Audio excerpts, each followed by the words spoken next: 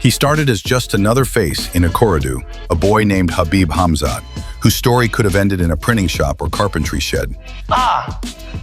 This table that I did my first idea, I don't know everything. I don't know this aqua, I don't know the aqua, I don't know every formula of it. When did you start carpentry? I've started carpentry in, I think 2000. I thought they do this thing, printing press, yes. There was no spotlight, no hype, just hands that worked, and a mind searching for something bigger. He turned to TikTok, not knowing he was about to become a digital wildfire. But the early days, there was a dead silence. Pellar's story would be compared to that of Khaby Lame, popularly known as Khaby Lame, born on March 9, 2000 in Dakar, Senegal. Moved to Italy at age 1, worked in a factory until laid off during the COVID-19 lockdown in March 2020. He started with dance and meme videos, but his turning point came when he began reacting to overly complicated life hacks without saying a word. Instead, he used deadpan expressions and wordless gestures, shrug plus duh, that went viral. By mid-2022, Khaby surpassed Charli D'Amelio to become the most followed TikToker worldwide, peaking around 162 million followers. And then again, Darren Watkins Jr., popularly known as iShowSpeed, an American YouTuber born on January 21, 2005, launched his YouTube channel in 2016, posting gaming content like NBA 2K and Fortnite. But his breakthrough came in 2021, when he embraced unfiltered energy, barking, raging, and unpredictable reactions that set him apart. He reinvested all his efforts, earning his first million at just 16, and immediately bought a house for his mom. Today, he boasts 42 million YouTube subscribers and over 4.8 billion views, diving into IRL travel streams as a cultural ambassador during global tours. Just like those, Pellar's story is no different. He posted using correct English, trying to impress, and TikTok ignored him. Wait, you listen to yourself.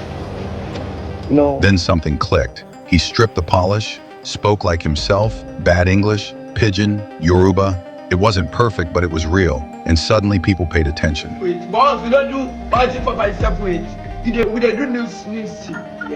They didn't just watch, they showed up, again and again. By 2023, the name Pellar wasn't just known, it was everywhere. His show, Pellar's Palava, took off, and then came the moments that made it bigger than hype. Olamide entered his live stream and gifted him 1 million. Davido followed suit, joined his stream, broke Nigerian live stream records, gave him a luxury wristwatch. I meant to ask, what would you call that? Just a mere charity, that kind of, we rise by lifting others, right? But I am sorry, that's not it. These weren't just endorsements, they were passes, golden ones, much like cosigns from the elites. It wasn't just them showing love, it was approval. A quiet nod that said, you've entered the room. Olamide sent 1 million, Davido joined, broke live stream records, and dropped a luxury wristwatch. These weren't random acts, they were green lights. They were saying, go. From there, things started moving fast. Pellar wasn't just streaming anymore, he was moving, getting invited to link-ups with industry giants like Kizz Daniel, not just for vibe, but for presence. That stage where it's no longer about being funny, but about being watched, not just by fans, but by the people that matter. They were pulling him in. He was entering new rooms, bigger circles, where things are louder, but trust is thinner, where laughter sells, but silence is gold. When people thought it couldn't get louder, Pellar's fans were overtaken by the storm as he posted a photo that changed the energy completely. During his 20th birthday, in Dubai. Welcome to Dubai, UAE. Wings were seen behind him. A butterfly spread wide across his back. No caption needed. I guess the message should be clear to you. The old Pellar had shed his skin. This was a rebirth. The butterfly is one of the most powerful and ancient archetypal symbols of transformation, rebirth, and initiation into a new identity or realm. Its journey from caterpillar to cocoon, then to butterfly, mirroring the human path through awakening, sacrifice, and becoming. In the esoterics and occult circles, high-profile organizations like Freemasonry and Rosicrucianism see the symbol of butterfly as a metaphor for transmutation, especially when one passes from apprentice to adept. Occult literature often presents it as the soul breaking free from physical constraints, reaching higher realms of awareness. In the elite circles and entertainment industry, many pop stars and entertainers have used the butterfly motif during critical turning points in their careers. For example, Beyoncé's I Am Sasha Fierce era, Mariah Carey's Butterfly, and even Prince's transformation phase. These moments usually coincide with a shift in identity, sound, public persona, or power structure, and often follow periods of personal crisis or reinvention. But when a celebrity or public figure deliberately uses butterfly imagery, especially without saying much, it often signals a controlled reinvention or personal transformation that goes beyond just a birthday or aesthetic vibe. It's a rite, like a ritual for passage into a deeper level of your interested area of life. It's sometimes a course to night ascendancy. So how is the transformation playing out in his life? Let's see what he has brought into the chambers to represent. First, it created a bold, unbordered Pellar. The Pellar that cared not if the followers goes or stays. He has transited from fan dependency to being paid attention to by elites. Yeah, elite watches now too. In March 2025, Pellar went live and said, "If you want to rant, go to Instagram or the market. Don't rant on TikTok. That app might get banned, and then where will we be?" If you know say you want to really rancy, go to the markets, go and rancy. He meant to steer the conversation, not to silence it. But fans saw it as tone deaf. Overnight, he lost 500,000 TikTok and 400,000 Instagram followers. Critics called him insensitive, especially amid Nigeria's harsh realities. Others accused him of elitism, saying he downplayed the frustrations of everyday people using TikTok as their only outlet. But Pellar? The young dude was never bordered. Instead, he went out for charity, donated a good chunk of money to his alma mater. It wasn't to buy back the leaving audience. He wasn't trying to please anyone into staying.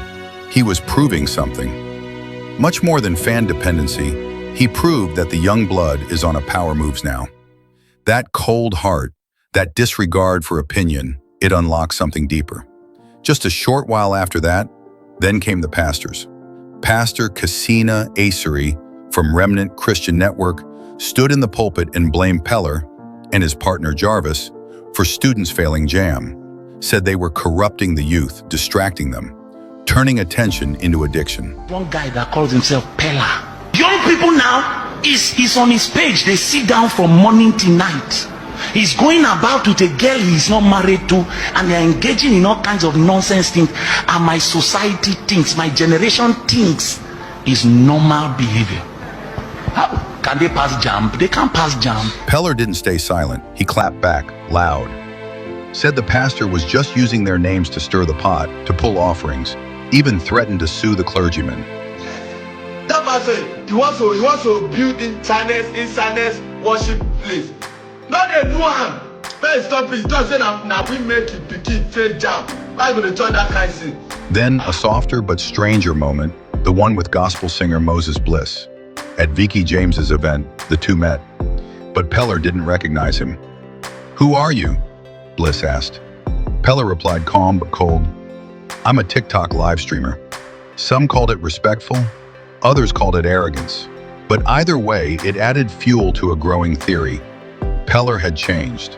Even his relationship with Jarvis, the one who was there when things were simple, started to crack. Public spats, silent treatment, blocking each other. Then the infamous moment, Jarvis telling him to shut up on a live stream in front of the whole internet. Their bond, once tight, but now twisted. Then came another moment. Pellar greeted Burna Boy's mother, Bose Ogulu, at a fashion event. She looked at him and walked away. No response, no eye contact. Fans noticed. The internet buzzed. Some laughed. Some defended him. But deep down, something was shifting. Pellar wasn't just entertaining anymore. He was navigating status, tension, expectations. And people started asking, is this the cost of reinvention? Is this what happens when a boy becomes a brand? That butterfly wasn't just art. It was an omen. Because ever since that moment, everything around Pellar has been bigger, bolder, and more conflicted. He's still getting praise, still winning awards, still catching bags from brands like the Outlet. But the same voices that lifted him are now watching closely, maybe even waiting for him to fall. Then there are the whispers, the spiritual rumors, the what did he sign talk. As always, when someone rises fast in Nigeria, people start asking what's behind the curtain. But there's no proof, no receipts, only signs, symbols, suspicion. And maybe that's exactly the point, because Pellar's not who he was when he started. Not the boy in a dusty workshop, not the quiet guy with 10 views. He's no longer just in the game, he's bending it, choosing who to respond to, ignoring who to respect, standing in rooms where his presence alone stirs energy. Whether this new Pellar is ego, elevation, or something darker, time will tell. But one thing's for sure, the butterfly has flown, and he's never going back. Mic check, 1, 2, 3, final countdown, no time to breathe. Get your mind ready, your rhymes better be on to the teeth. To be defeated by he, the one they call the GOAT. Checkmate on the beat, 跟不上我的节奏 workflow， 嘴巴闭上，肩膀摇晃的特别一样。你们皱眉就是被我逐渐带入的迹象，隔山突然从我背上看我逃避，上落地平稳上在平地上，遇上预兆如气象，预防意想不到，所以记着带避孕套。我一手拍照，一手我匕首，冲入这一场。One check, 1, 2, 3, final countdown, no time to breathe. Get your mind ready, your rhymes better be on to the teeth. To be defeated by he, the one they call the GOAT. Checkmate on the beat, 跟不上我的节奏 workflow， 嘴巴闭上，肩膀摇晃的特别一样。你们皱眉就是被我逐渐带入的迹象，隔山突然从我背上看我逃避，上落地平稳像在平地上，遇上预兆